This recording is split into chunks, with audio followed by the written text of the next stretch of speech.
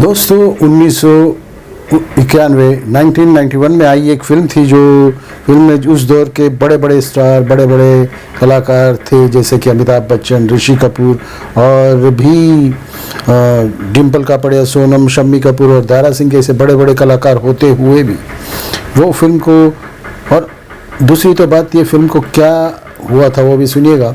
वो फिल्म 2-3 बड़े राइटरों ने लिखी थी, क्योंकि फिर तो कोई बात ही नहीं थी कि कहानी का जो भी लिखावट थी, जो भी बनावट थी, वो बहुत ही अच्छी थी। बहुत बड़े 3 राइटर्सों ने लिखी थी और 2 डायरेक्टर थे जो कि अपनी डायरेक्टर की कला, डायरेक्शन दिया था। फिर भी इतनी बड़ी फिल्म, इतनी लाखों का खर्चा, इतनी करोड़ों वाली फिल्म बच नहीं पाई, धड़ाम से ज़मीन पे गिर गई, यानी पब्लिक की एक्सपेक्टेशन में खरी नहीं उतरी और फिल्म फ्लॉप, सुपर फ्लॉप बन गई, सबसे बड़ी सुपर फ्लॉप फिल्म। क्योंकि जिस कलाकार को सोच के ये पब्लिक जाती है कि ये समझते कि ये कलाकार होगा तो सुपर हिट होगी, लेकिन अचानक उल्टा कैसे हो गया, सुपर फ्लॉप फिल्म बन गई। ये सब का जिम्मा सिर्फ उस बड़े कलाकार पे आ गया जिसको हम अमिताभ बच्चन कहते हैं। अमिताभ बच्चन, ऋषि कपूर, डिम्पल कापड़िया और बहुत से दारा सिंह और बड़े बड़े स्टार के होने के बावजूद ये फिल्म कैसे फ्लॉप हो गई। डायरेक्शन में तो कोई गड़बड़ नहीं थी, डायरेक्शन भी बहुत अच्छा था। 2 डायरेक्टर थे, कौन कौन डायरेक्टर थे वो भी बताऊंगा। म्यूज़िक डायरेक्टर भी बहुत अच्छे थे, लक्ष्मीकांत प्यारेलाल, आनंद बख्शी, संगीत का गीत लिखे थे उन्होंने। तो दोस्तों उसके बावजूद भी ये फिल्म फ्लॉप क्यों हुई, इसके बारे में कुछ बताऊंगा, रहिए मेरे साथ। एक डायलॉग है जो कि अमिताभ बच्चन हमेशा और बहुत सी फिल्मों में उन्होंने बोला भी है, मुझे जो लाख बुरा चाहे तो क्या होता है, वही होता है जो मंजूर खुदा होता है। कुछ यही बात हो गई थी और ये डायलॉग भी याद आए थे उनको जब ये बात हुई थी। जैसे मैंने पहले कहा कि उनकी वो फिल्म बनाना कोई आसान बात तो है नहीं, रिस्क से कम नहीं लेकिन इश्क से भी कम नहीं होती, ऐसा कहा जाता है। अमिताभ बच्चन ने बहुत सी फिल्मों में काम किया, बहुत सी फिल्में उन्होंने हिट दी और बहुत सी फ्लॉप भी दी, लेकिन जब उनका सितारा चढ़ता हुआ था, अमिताभ बच्चन, ऋषि कपूर और सब बड़े बड़े कलाकार थे, उनका सितारा चढ़ता था हुआ था, तो भी ये एक फिल्म फ्लॉप हो गई। यानी ऐसे बुरी तरफ से फ्लॉप हुई कि उसमें ये भी हुआ कि अमिताभ बच्चन पे भी नाम आ गया, क्योंकि पहले उस फिल्म में गब्बर सिंह यानी अमजद खान को भी लिया गया था, लेकिन ऐसे कहा जाता है कि अमिताभ बच्चन ने गब्बर सिंह को हटा के यानी अमजद खान को हटा के उसमें अमरीश पुरी को ले लिया था, क्योंकि उस कैरेक्टर के लिए उन्हें लग रहा था कि मेरे सामने कोई बड़ा कलाकार हो, बड़ा विलन हो तो फिल्म में और उछाल आएगा और फिल्म बहुत अच्छी बनेगी। लेकिन ऐसा हो नहीं पाया। क्यों नहीं हो पाया, क्या हुआ, कैसे हुआ, ये सब मैं बताता हूँ। कैसे अमजद खान को अमिताभ बच्चन ने इस फिल्म से आउट कराया था वो भी। दोस्तों सन 1991 में जो ये फिल्म आई थी, वो फिल्म का नाम तो आपको मालूम ही है, अजूबा। वो अजूबा फिल्म के डायरेक्टर थे शशि कपूर। शशि कपूर ने पहली बार डायरेक्शन दिया था, पहली और शायद आखिरी ही फिल्म ये बन के रह गई थी उनकी एज ए डायरेक्टोरियल वेंचर में। तो पहली और आखिरी डायरेक्टोरियल फिल्म यानी अजूबा शशि कपूर का ये ड्रीम प्रोजेक्ट था। कहानी बहुत अच्छी थी, कहानी लिखने वाले भी बहुत अच्छे थे। अजूबा से पहले शशि कपूर ने 36, चौरंगी लेन, कलयुग, विजेता और उत्सव जैसी फिल्में बना चुके थे। यानी डायरेक्शन में एकदम ज़ीरो तो नहीं थे, उन्हें पता था फिल्म में डायरेक्शन के बारे में। और मेकर के रूप में ये फिल्में जब उन्होंने बनाई तो उन्हें शाबाशी भी मिली, बहुत शोहरत भी मिली। आम दर्शकों की नज़र में ये कमर्शियली सक्सेसफुल नहीं हो पाई।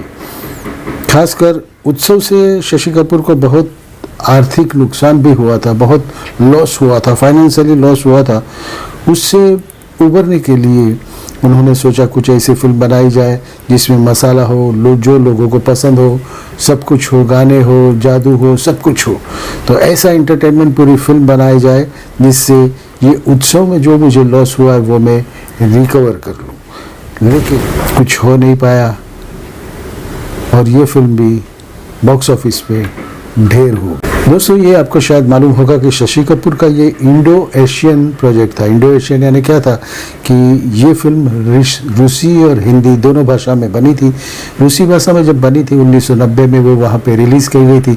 रशिया में राज कपूर का बहुत नाम भी था, शशि कपूर का भी बहुत अच्छा नाम हो चला था और उसकी वजह से ये फिल्म वहाँ पे बहुत चली, लोगों को बहुत पसंद आई। एंटरटेनमेंट फिल्म थी, पूरी एंटरटेनमेंट फिल्म थी। तो रूस में यानी रसिया में तो बहुत अच्छी चली थी ये फिल्म।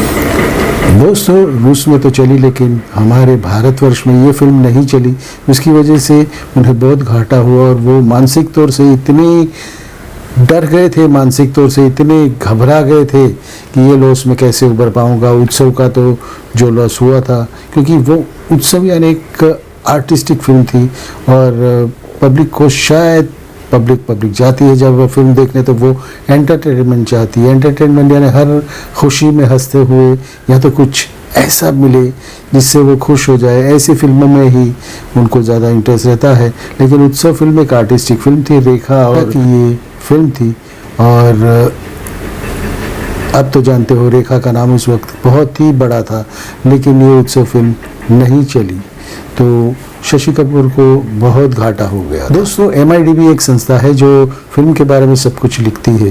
तो MIDB के मुताबिक शशि कपूर सिर्फ ये फिल्म प्रोड्यूस करना चाहते थे और डायरेक्शन अपने से करवाना चाहते थे, लेकिन नादुरुस्त तबीयत की वजह से राज कपूर जी ने वो मनाही कर दी, वो कर नहीं पाए वो फिल्म। और बाद में अमिताभ बच्चन ने सलाह दी कि आपने इतनी फिल्में तो की है तो आप ये फिल्म कर दीजिए। निर्देशक गेनाडी वासिलिव के साथ मिलकर ये डायरेक्ट की, क्योंकि रसिया में भी चलने वाली थी ये फिल्म, तो रशियन डायरेक्टर गेनाडी वासिलिव साथ में थे, तो दोनों ने मिलकर ये फिल्म बनाई थी। दोस्तों, ये ऐसा होता है कि फिल्म धीरे धीरे आगे बढ़ती है, कहानी को गंभीरता लेते हुए आगे बढ़ती है तो लोगों को अच्छा लगता है।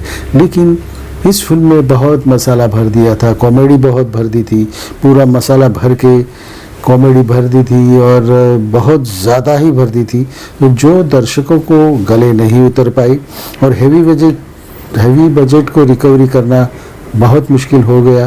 ये फिल्म ना चलने की वजह से बहुत लॉस हो गया था। एक रोल के लिए अमजद खान को भी चुना गया था। 1 महीने तक अमजद खान ने इस फिल्म की शूटिंग भी की थी।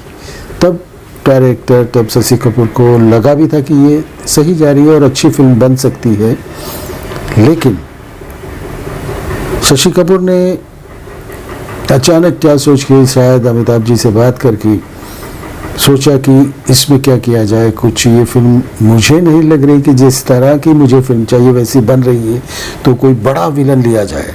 तो इसके लिए अमिताभ बच्चन ने शशि कपूर को एक सलाह दी कि आप अमरीश पुरी को ले लीजिए, उनकी आवाज़ भी बहुत अच्छी है और मेरे सामने ज़रा टक्कर में आएंगे तो कुछ फिल्म में और दर्शकों को बहुत अच्छा लगेगा।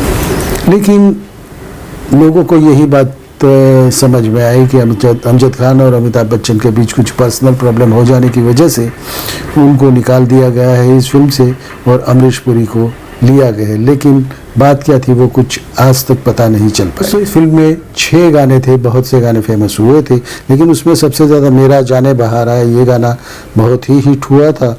बताया जाता कि उस समय बड़ी बजटों की फिल्म जो बनती थी, मनमोहन देसाई भी बड़ी बजट की फिल्में बनाते थे, उसमें से एक फिल्म थी और इस फिल्म बनाने के लिए उस वक्त के 8 करोड़ रुपए यानी बहुत ज़्यादा हो जाता था।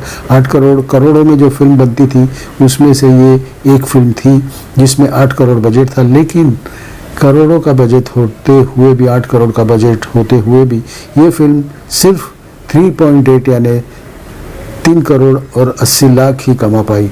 और वैसे ये फिल्म अमिताभ के नाम पे लॉस वाली फिल्म यानी डिज़ास्टर फिल्म लिखी गई।